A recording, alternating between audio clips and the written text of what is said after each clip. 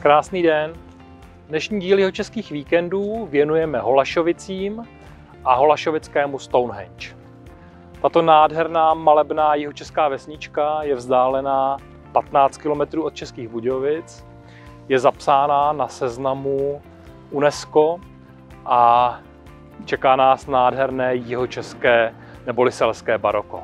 Jdeme na to, dnes je krásný den, takže se těšíme na dnešní natáčení.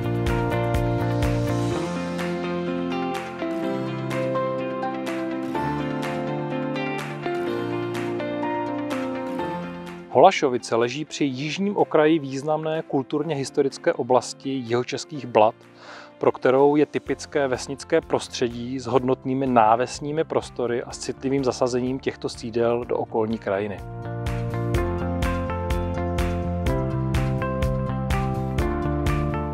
Holašovice nejsou velké. Je to vesnička v nadmořské výšce zhruba 484 metrů nad mořem, nedaleko Blanského lesa hory Kleť. Je tady nádherná náves a právě tyto fasády jihočeského baroka jsou tím hlavním lákadlem. Nedaleko je kamenný kruh Stonehenge a do Holašovic můžete zavítat samozřejmě během roku nejenom na krásné výlety, ale i na selské slavnosti, které jsou vyhlášeny, a také na vánoční trhy a vánoční jarmark, který se zde pořádá.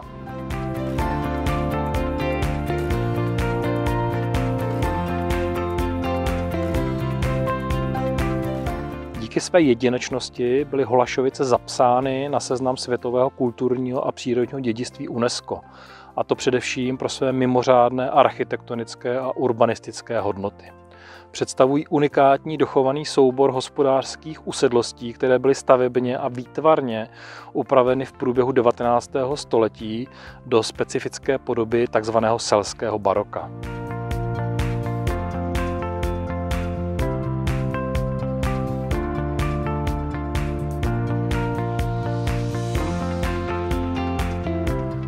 Co nesmíme v Holašovicích vynechat?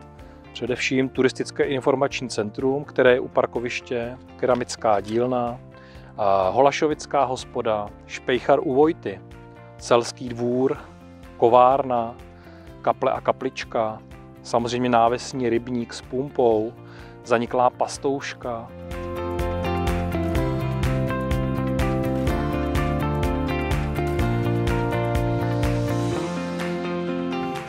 Původní obyvatelstvo v Holašovicích bylo české národnosti. To se ale změnilo po roce 1520 až 1521, kdy přišla morová epidemie. A morová epidemie a odsun německého obyvatelstva jsou dvě základní věci, které vlastně zapříčinily dochování této nádherné architektury, jednak proto, že se tyto nádherné objekty nebouraly, a jednak proto, že se nestavěly nové.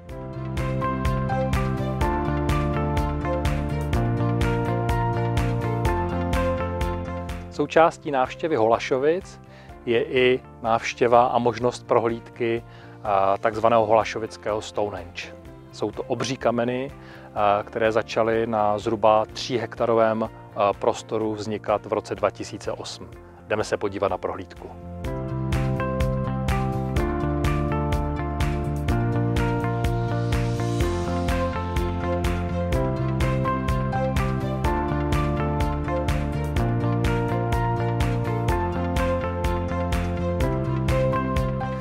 Na tomto krásném místě je spoustu nádherných míst, kamenů, ale i léčebných míst.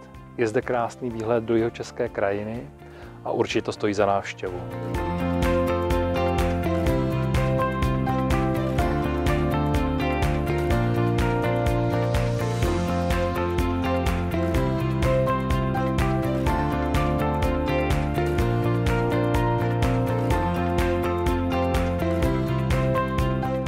Takže loučíme se dnes z nádherné vesničky Holašovice v jižních Čechách a kamenného Stonehenge. Těšíme se v příštím díle na viděnou.